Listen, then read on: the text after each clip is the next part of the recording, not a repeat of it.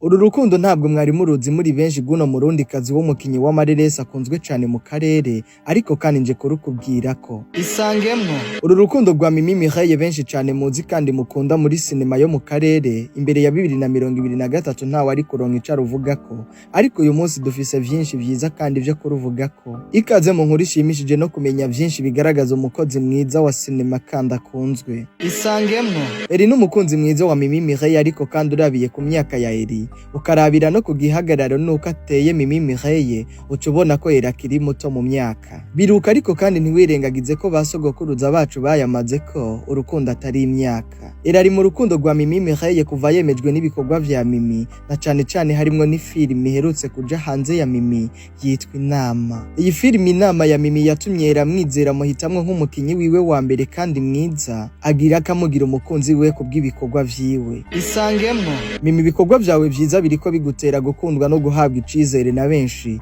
aho utazi ibikorwa vyawe jewe sintinya kumubwira kare ndyarye. Ukina filime neza kwa Mimi kubw'impanuro zitangiramwo biriko biratuma uyu munsi adashobora kumenya abo bari mu rukundo nawe uko bangana. Mimi Elie yantumye ngo ndakubwire ko iruhande yo kuba ari mu rukundo na filime zawe yisanze ari mu rukundo nawe. Please, uru rukundo ni rwa rukundo rw'umukinyi w'umukozi mwiza wa filime n'uwo mukurikirana yumva inama uwo muri imbere amubwira ntimubifate ukundi. Kugaragaza ugukunda umuntu n'urugero ukunda ko ibikorwa vyiwe vyiza vyerekana ko mukunda kandi ataburyarya burimwo. Mimi nahawe rero kuko wanyoboje jewe ndamweretse ko atayovye, no mukunzi akaba n'umufana wawe nanje ntiyicwe n'ubwo agukunda.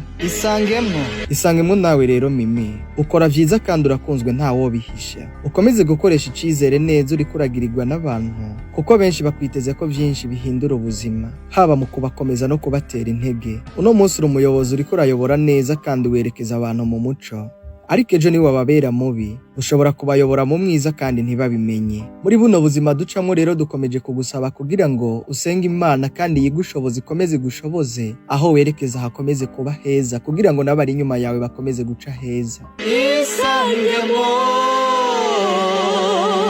Mwivuka ryacu twese amahirwe yo kuronderera kw'inosi tukaronka canke tukabura bangana. Birerekanwa nuko wavuze ko yavutse neza wese ashika kwisagashikarira. Nyuma niho tuza gutandukanira ku miryango tuvukiramwo n'abavyeyi batwibaruka. Kandi aha nta wihitiramwo ukagomba kuvuka canke ngahitemwo umuvyara. Wowe uravuka ukavukira mu muryango usanga witeze gutera imbere ku bwawe, uwundi nawe akavukira mu muryango asanga waramaze kumutegurira kazoza kiwe, agasanga yaramaze gutera imbere kubwo muryango avukiyemwo. Ariko ibintu bikaguca intege kuko ukoze cane kandi vyiza aratera imbere.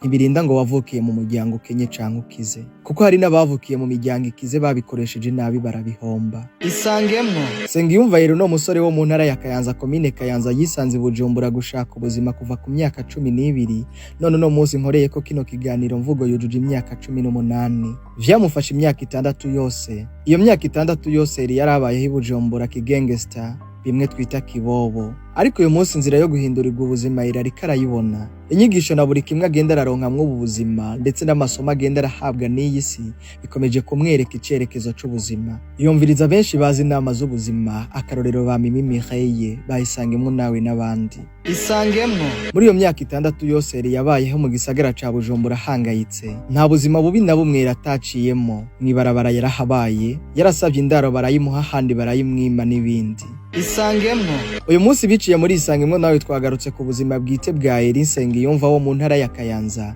umwe akunda Mimi Mireille na Isangemwo nawe. Elie n'umusore afise umutima ukomeye cane, akora cane kugira ngo indoto ziwe n'iz'umuryango zicike ukuri.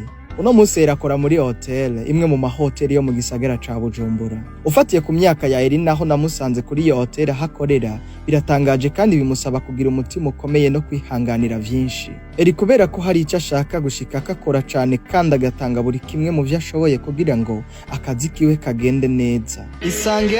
Isangemwo nawe rero.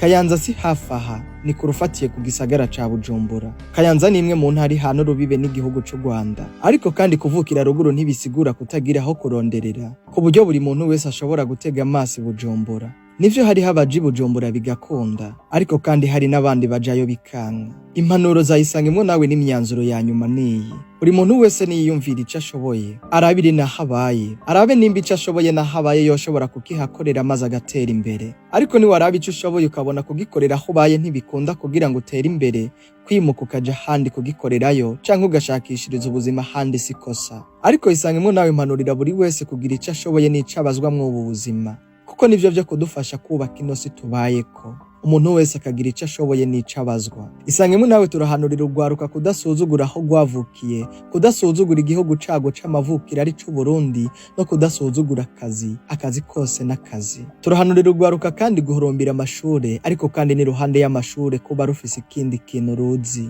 Turabizi neza ko n'inyuma y'amashure kugira ngo uronke akazi ushika ukora mu byo wize biragoye. Ari nayo mpamvu duhanurira urwaruka rwo Burundi gweje kwiga amashure rukayamara, ariko kandi no kumenya ko yafadikanya n'ibindi byunguka. Nushaka kugera kure uzujane n'abandi, ariko niwashaka kunyaruka uzugende wenyene. Dufatanye urugendo tugere kure hashoboka, twoye kwijana, kuko inzira y'umwe ntishika.